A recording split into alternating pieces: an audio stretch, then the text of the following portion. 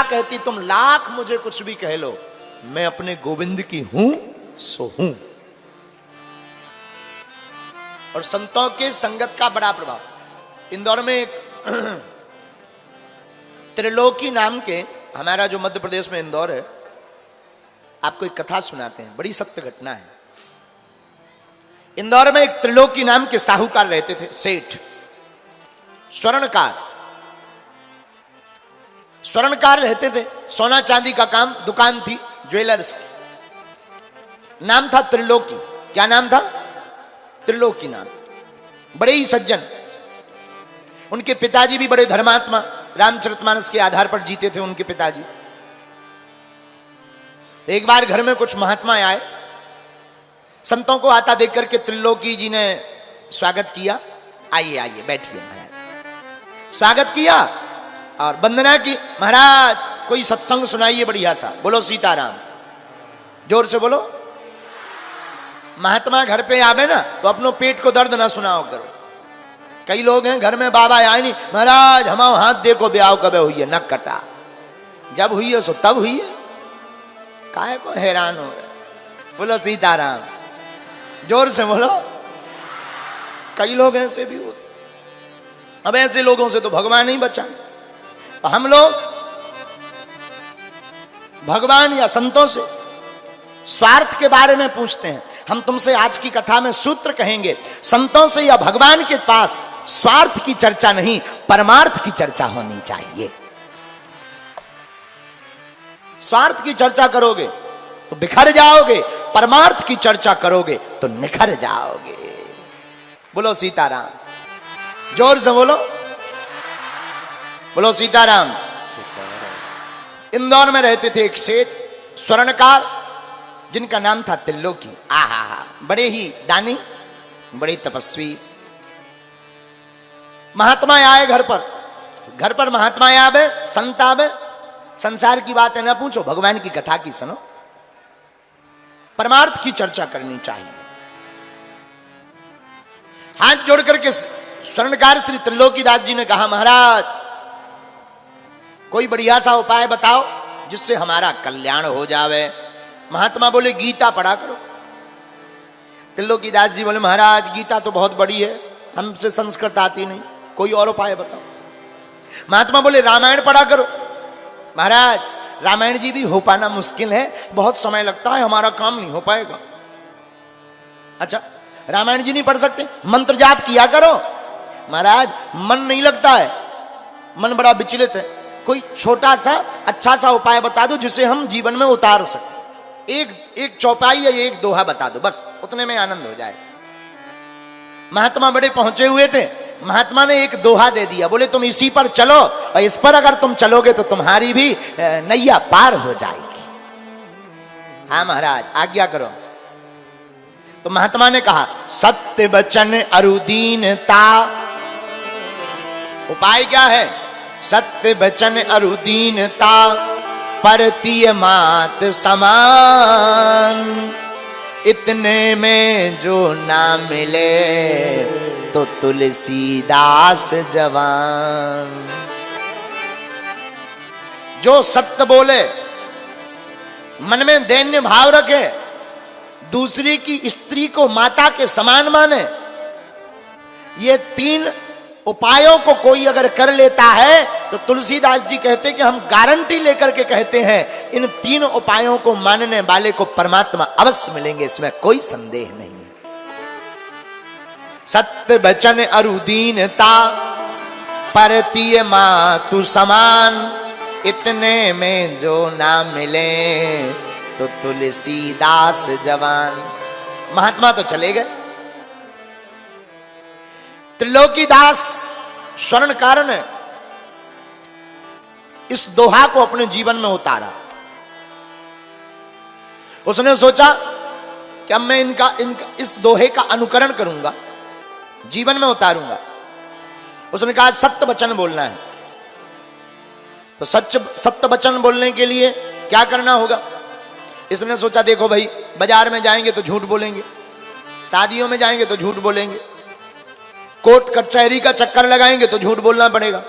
बोले, ना तो हम अब किसी की शादी में जाएंगे, न बाजार में जाएंगे, न कोर्ट कचहरी में जाएंगे। जब जाएंगे ही नहीं और बोलेंगे ही नहीं, और जब बोलेंगे नहीं तो झूठ नहीं निकलेगा। तो बोले पहला वाला तो उपाय हो गया सत्य वचन। अब बोले दूसरा दीनता। अब बोले दैन्यता विनम्रता कहां से आए? गरीबी। स्वर्णकार था, सोने चांदी का काम, इसने सोचा स्वर्ण का काम करेंगे, डायमंड का काम करेंगे, हीरा का काम करेंगे। मन में पाप बना ही रहेगा, क्या करें? अब हम सोने का काम नहीं, डायमंड का काम नहीं, अब तो हम जो है चांदी का ही केवल काम करेंगे, जिससे भोजन भर चलता रहे। आहा, इससे दीनता, सत्य वचन और दीनता, चांदी के काम से दीनता बनी रहेगी। लेकिन परतीय मातु समान, दूसरे की स्त्रियों को माता के समान मानना चाहिए। ये कैसे होगा? बोले एक उपाय है। बोले चांदी के गहने तो बनाएंगे, लेकिन और कुछ नहीं बनाएंगे, केवल पांव के छल्ला बनाया करेंगे। और जब केवल पांव के छल्ला बनाएंगे तो किसी के शरीर पर दृष्टि ही नहीं जाएगी, दृष्टि नहीं जाएगी तो मन विचलित नहीं होगा, और पर स्त्री हमें माता के ही समान लगेगी। कितना अच्छा भाव है। और वह स्वर्णकार, सत्य घटना आपको बता रहे हैं। इसी दोहे पर जीने लगा, अब तो जीवन बढ़िया जीने लगा। आहा, से स्वर्णकार इस दोहे पे जीने लगा तो आना जाना बंद हो गया। तो बाकी जितने भी इसके समाज के सोनी थे, स्वर्णकार थे, सब नाराज हो गए, घमंडी हो गया, बड़ा भक्त बन गया है, बड़ा सत्य बोलने वाला बन गया है, अब तो आता ही नहीं है, शादियों में नहीं आता, रुक जाओ मौका पड़ेगा तब देखेंगे। एक समय की बात है, इंदौर के राजा के राजकुमार का विवाह हुआ। शादी हुई तो राजा ने सभी स्वर्णकारों को बुलाया, इधर आओ, हमारी बहू के लिए बढ़िया बढ़िया गहने बनाओ। सुनो, किसी को रुपया नहीं मिलेगा, बाद में इनाम मिलेगा। और कौन कौन बनाएगा? लगभग 400 स्वर्णकार वहां उपस्थित हुए राज्यसभा में, राजा की सभा में। राजाओं ने हाथ जोड़कर कहा, हुजूर हमको 1-2 दिन का मौका दिया जाए और हम नाम लिख करके दे देंगे कि कौन बनाएगा गहनों को, जो बढ़िया होगा। और आपस में स्वर्णकारों ने बैठक की कि कई सालों से, अनेक वर्षों से त्रिलोकीनाथ जी ने काम भी छोड़ दिया, हमारी समाज में भी नहीं आता है, बिरादरी में भी नहीं बैठ रहा है, उल्टा चल रहा है, इसी का घमंड ठिकाने लगा दो, इसी का नाम लिख के दे दो, गांठ का रुपया भी लगेगा तब ठिकाने लगेगी इसकी बुद्धि। तो राजा के पास लिख करके चिट्ठी भेज दी, महाराज त्रिलोकीनाथ जैसा कोई भी हमारे समाज में ऐसा नहीं है कि जो बढ़िया आभूषण नए नए डिजाइन का बना सके, बढ़िया डिजाइन वाला आदमी। राजा ने सेना को भेजा, सिपाहियों को, जाओ त्रिलोकीनाथ को पकड़ के लाओ। आहा, त्रिलोकीनाथ के पास में सेना गई, सिपाही बोले चलो। त्रिलोकीनाथ हाथ जोड़ के बोलो, कछु अपराध नहा कियो, नहीं कछु दिल में चाह। हे सिपाहियों, ना तो हमने कोई अपराध किया, ना दिल में कोई मांगने की इच्छा है। राजा के पास 2 ही काम से जाते हैं, या तो अपराध हो या कुछ पाना हो। कछु अपराध न हम कियो, नहीं कछु दिल में चाह, मोहि पठायो बोली के कही कारण नर नाह। फिर राजा ने हमें क्यों बुलाया? सिपाही बोले, उठ पटांग बातें बाद में करना, पहले चलो वहीं पूछना, अंग्रेजी मत पढ़ो। त्रिलोकीनाथ ने सोचा नहीं जाएंगे तो ये जबरदस्ती ले जाए, इनका राज्य है। त्रिलोकीनाथ जाके बैठ गया राज्य दरबार में, एक आसन पर बैठा। राजा 2 किलो सोने की पोटली बनाकर के लाए और त्रिलोकीनाथ जी के पास रख दिया, लो इसे उठाओ। हुजूर ये क्या है? सोना है, गोल्ड है, गोल्ड। महाराज हम नहीं छुएंगे, पाप लग जाएगा, हमने सोने चांदी, सोने का काम, डायमंड का काम बंद कर दिया। राजा बोले, पकड़ रहे कि तुम्हारी गर्दन उठवाइए। उसने सोचा, ये भगवान, अगर नहीं उठा रहे तो ये बिल्कुल ही उठा रहे, हम सोना नहीं उठाएंगे तो ये हमको उठा देंगे। इसने सोचा, मरने से तो अच्छा ही है, उठा लो। इसने पोटली उठाई, हुजूर आज्ञा। राजा बोले, सुनो, हमारे बेटी की शादी है, बेटा की, बहू आनी है, राजा के यहाँ शादी हो रही, बढ़िया बढ़िया गहने बना देना, और 10 दिन के अंदर हमको गहने चाहिए।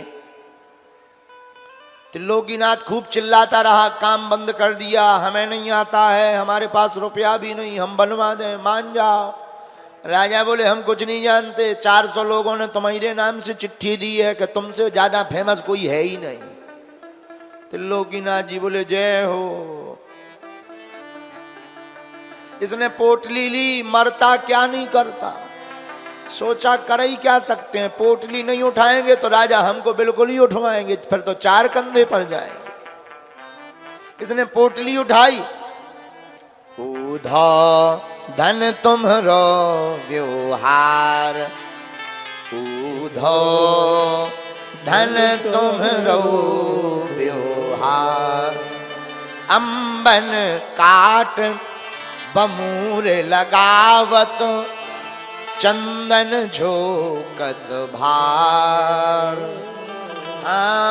चंदन झोकत भार, ऊधो धन तुम्हारो व्यवहार। पोटली ली, त्रिलोकीनाथ घर आए। पत्नी का नाम तारणी देवी। तारणी हंस के बोली क्या ले आए पोटली में? त्रिलोकीनाथ बोले प्राण। बोले प्राण? बोले प्राण ही ले आए। राजा ने ये सोना दिया है, गहने बनाओ, नहीं बनाओगे तो गर्दन कटवाओ। पत्नी बोली तुम्हें तो काम ही नहीं आता है, किसी और से बनवा देना। त्रिलोकीनाथ बोले दाम तो चाहिए तभी होगा काम। 2 किलो सोना है, दाम लगेगा 5000। उस जमाने में 5000 बहुत होते, कौन देगा? अब पहले चाहिए। अपने घर पे वैसी भूखमरी मची, भगवान सुबह शाम दे देते हैं। संतों का काम है, संत महात्मा आ जाते हैं तो कहीं ना कहीं से काम चल जाता है। पत्नी बोली क्या करें, घर छोड़ो। सेठ बोले तुम रहो, हम जा रहे। कहां? उस वक्त उज्जैन में कुंभ लगा हुआ था। बोले हम कुंभ में जा रहे, तुम यहीं रहो। आहा, पोटली ली सेठ ने और कुंभ में उज्जैन में आ गए। संतों को प्रणाम किया, मन में विचार किया ये सोना खराब है, कोई गला काट देगा।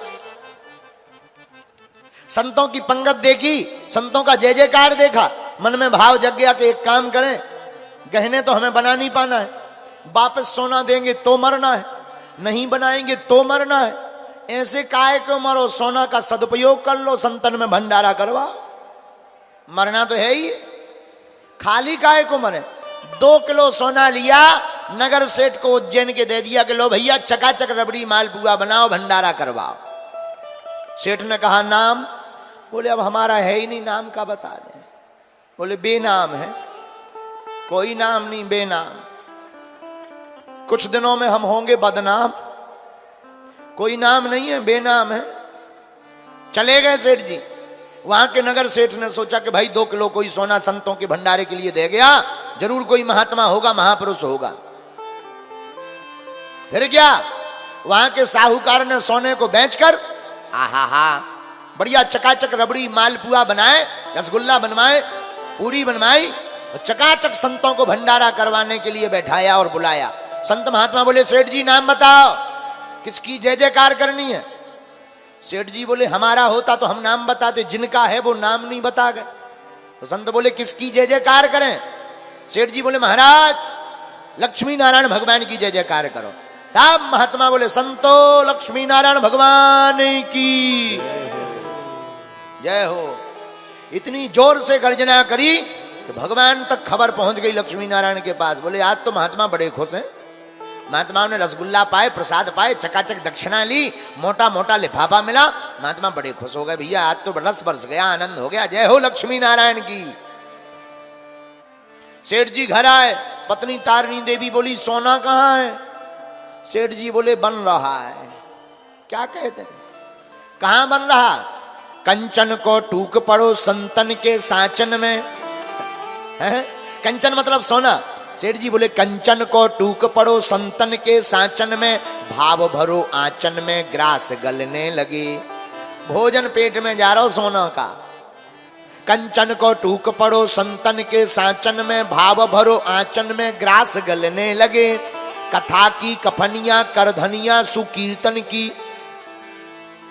कथा की कफनियां करधनिया सुकीर्तन की, पूजन के भूषण विनीत बनने लगे। ज्ञान माही गड़े जड़े जोड़ा सभी सिंगार, हार हरि नाम के सुहाए और हरने लगे।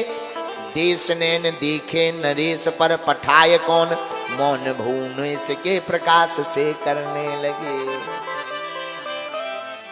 विनीत दास जी कहते हैं कि सेठ ने अपनी पत्नी को कहा कि तुम चिंता मत करो, सोना तो गल रहा है, आभूषण बन रहा है। और मनी मन सेठ जी बोले संतों के पेट में बन रहा है, गल रहा है, आभूषण बन रहा है संतों के पेट में, क्योंकि भंडारा करवा दिया। बोलो सीताराम।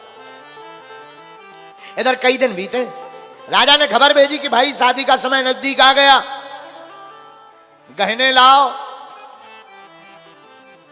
सेठ जी ने सोचा कि अब तो मरना ही है, मरे पर खाली क्यों मरे। हाथ में राम जी की मूर्ति ली, इसने सोचा कि जंगल में जाते हैं, जितने दिन बचेंगे सो भजन करेंगे, बाकी राजा को फांसी तो देनी है, सो पकड़े जाएंगे। पत्नी से बोले तुम ठीक ठाक रहना, हम जे चले। कहां? संतों जहां पर सोना गलाया था ले आए, जंगल में चले गए। आहा, जंगल में जाकर के सेठ जी भगवान के सामने जाकर रोने लगे।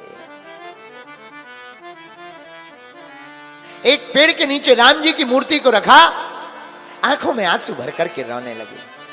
सरकार, हमने तो सोने से संतों का भोजन करवा दिया, अब हमारा क्या होगा? आप ही हमारी लाज रखना, क्योंकि आपके बिना हमारा कोई नहीं है। आप हमारे नाथ हो और हम कुछ नहीं जानते। मरना हमें है, पर सरकार मरे भी तो संतों की शीत प्रसादी पाकर संतों के चरणों में मरे। राजा के हाथों मत मरने देना। और आंखों में आंसू भर करके त्रिलोकीनाथ जंगल में बैठकर गोविंद की कीर्तन को गाने लगा। इधर राजा ने खबर भेजी, गांव वालों ने बताया कि वो तो 3 दिन से गायब है। राजा की शाम को बारात जानी है। राजा बड़ा नाराज, और स्वर्णकारों को बुलाया कि भाई तुमने इनका नाम दिया था 400 लोगों ने, अब वो तो सोना लेकर गायब हो गया। स्वर्णकार बोले अब ये मौका बढ़िया है बर्बाद करने का। तो बाकी स्वर्णकार समाज के बोले महाराज लगता है उसकी 2 किलो सोना देख करके मती मार गई, मती भ्रमित हो गई, महाकंजूस है, बेच दिया होगा, अब नहीं आएगा, भाग गया है। राजा बोले अब तो बड़ी दिक्कत हो गई, बारात जानी है। तो स्वर्णकार बोले महाराज चिंता मत करो, किसी ने कहा हम पायल देते हैं, किसी ने कहा कि हम अंगूठी देते हैं, किसी ने कहा हम चैन देते हैं, अभी काम चला लो, बाद में आके चुका देना। लेकिन महाराज उसको दंड तो मिलना चाहिए। क्या दंड दें? महाराज उसका मकान उसकी पत्नी घर पे है, तोप दगवा दो, तोपों से उड़वा दो उसको।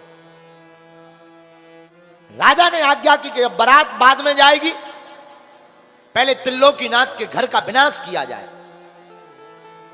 सिपाहियों ने तोप उठाई, तोप में बारूद भरा और 400-500 सिपाही त्रिलोकीनाथ के घर के बाहर तोप लेकर आ गए। आहा, सुनना जरा ध्यान से। आवाज लगाई, तारिणी देवी त्रिलोकीनाथ की पत्नी बाहर आई, भीड़ देख करके हाथ जोड़कर बोली क्या गुनाह हो गया, क्या पाप हो गया, और ये तोप लेकर के क्यों आए? सिपाहियों ने कहा तुम्हारा पति है नहीं, हमको 10 दिनों से मूर्ख बना रही और सोना लेकर के भाग गया है, इसलिए तुम्हारे घर को और तुमको तोप में भर करके उड़ाया जाएगा, तोप से उड़ाया जाएगा।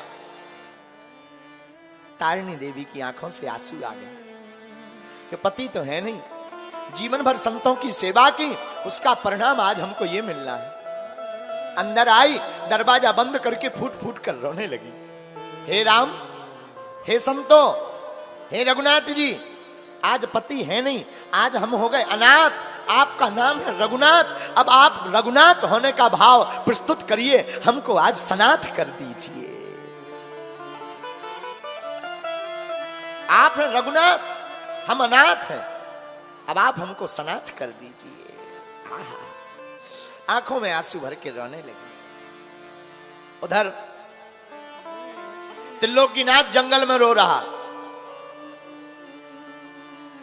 मन गुण गावत पुलक शरीरा, आंखों में आंसू भर करके वहां त्रिलोकीनाथ रो रहा। सरकार, कहीं हमारी पत्नी का वध ना कर दे, हमारा घर उजाड़ देगा राजा, क्योंकि हमारे पास सोना तो है नहीं। सोना से हमने संतों का भोजन करवा दिया, भंडारा करवा दिया। अब जो आपको अच्छा लगे सो करो, हम तो आपकी शरण में, चाहो तो मार दो और चाहो तो तार दो। आहा। इधर भगवान बड़े बेचैन। लक्ष्मी जी ने कहा, क्या हुआ देवी? आज हमारे भक्त के ऊपर आफत आ गई है। बिल्कुल कलयुग की घटना बता रहे हैं। हमारे भक्त के ऊपर आफत आ गई, उसने संतों का भंडारा किया, राजा उसको मारना चाहता है। लक्ष्मी जी ने जहां पूरी बात सुनी, तुरंत अपना गहना निकालकर भगवान को पोटली बनाकर दे दिया कि जाओ, आप त्रिलोकी का रूप धारण करके राजा के पास चले जाओ। आहा। लक्ष्मी के भूषण लिए लक्ष्मीपति निज हाथ, भक्त त्रिलोकी को धरो भेष, चले बन कर त्रिलोकी। लक्ष्मी जी के आभूषणों को लेकर त्रिलोकी का भेष बनाकर पोटली अपने सिर पर रखकर, और तोप दागने ही वाले थे, आवाज लगाई, कौन हो? अरे लोगों ने कहा, आ गया आ गया आ गया, त्रिलोकी आ गया। त्रिलोकी ने कहा, ये सब झंझट बंद करो, चलो राजा के पास। राजा के पास सभी सिपाही गए। तमाशा देखने वाले लोग कि अगर सोने का गहना नहीं बना करके आया होगा तो मरना है, इसको मरना तो पक्का है। राजा के सामने गया। राजा ने कहा, कहां थे हुजूर? क्षमा करना, जहां पर गहने बन रहे थे थोड़ा काम विस्तृत तरीके से कराया है, थोड़ा लेट हो गए, परंतु सामान बहुत अच्छा है। भगवान ने कहा, खोल के दिखा। राजा ने कहा, खोल के दिखाओ। जहां त्रिलोकी ने राजा के सामने महंगे महंगे आभूषण माता लक्ष्मी जी के दिखाए, पूरा अंधेरा जो राज्य में था उन आभूषणों के प्रकाश से प्रकाशमान हो गया और राजा चकाचौंध में पड़ गया। राजा कहते हैं, ऐसा तो हमने सामान भी नहीं दिया। त्रिलोकीनाथ कहते, ये सब आपकी सामग्री है, बाद में हिसाब किताब कर लेंगे, अभी जाओ तुम अपने जो है बेटे का विवाह करके आओ। जहां श्रृंगार को देखा तो राजा ने कहा, त्रिलोकी हमसे भूल हो गई, अब तुम भी हमारे साथ बारात में चलो। भगवान में बारात में त्रिलोकी बनकर गए भक्त के कारण। वहां जब चढ़ाई चढ़ने का समय आया, भगवान ने अपने हाथों से उस बहू को गोद में बैठा करके आभूषण पहनाए। राजा ने कहा, तुम ही पहनाओ, ये ऐसे ऐसे आभूषण हैं, हमने कभी देखे नहीं कि ये पहनना कहां चाहिए। महाराज, हमारी बिटिया है वो, गोद में बैठाया और पूरे आभूषणों को भगवान ने त्रिलोकी बनकर के उस बहू के पूरे गले में, पूरे शरीर में आभूषणों से भर दिया। जितने और राजा आए थे, आज तक ऐसा श्रृंगार नहीं चढ़ा, आज तक ऐसा कोई सामग्री नहीं दे पाया। सब राजा का मान कर रहे, सब राजा की जय जयकार कर रहे। आहा। इधर त्रिलोकी जंगल में बैठा रो रहा था। उसने विचार किया कि हम तो गए नहीं, जरूर हमारी पत्नी को मार दिया होगा, घर को उजाड़ दिया होगा राजा ने। राजा बड़ा दुष्ट है, जाकर के देखूं तो क्या हाल है। उधर क्या देखता कि राजा ने खबर भेजी कि आज त्रिलोकी के कारण हमारा मान बढ़ा, तुरंत इनके मकान बनाने की तैयारी करो। मकान की सुंदर व्यवस्था होने लगी, पहरेदार लग गए, सुंदर व्यवस्थाएं त्रिलोकी के घर पर बढ़ने लगी। त्रिलोकी जब घर आया, पत्नी से पूछता है, क्या बात है देवी, बड़ी व्यवस्था हो रही।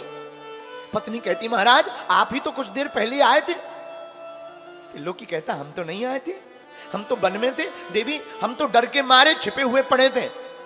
पत्नी कहती है, महाराज आप पोटली लेकर आए, आपने गहने भी दिखाए। त्रिलोकी भागा भागा गया, भगवान वहां बारात के रास्ते से अंतर ध्यान हो गए। राजा को जब पूरी बात पता लगी तो राजा की आंखों से झरझर आंसू बहने लगे कि साक्षात हरि हमारी बहू को गहने पहनाने को आए हैं। धन्य है त्रिलोकी, धन्य है। और महाराज जब बहू को पता लगा कि साक्षात ठाकुर जी ने अपने हाथों से गहने पहनाए हैं, तो उसने गृहस्थ जीवन में प्रवेश नहीं किया, गहनों को लिया और पोटली बनाई और संतों के बीच में लुटाना प्रारंभ कर दिया कि जहां से आए थे वहीं से हमारे सरकार के पास पहुंचा। भैया भक्ति में परीक्षा तो होती है, इस कथा का आशय, भक्ति में चिंता तो होती है, लेकिन भक्त से ज्यादा चिंता अपने भक्त की भगवान को होती है। परमात्मा को बहुत चिंता होती है। हमारी प्रार्थना है आप सब ठाकुर जी के अधीन हो जाओ, आपकी संपूर्ण चिंता हमारे ठाकुर जी की हो जाए।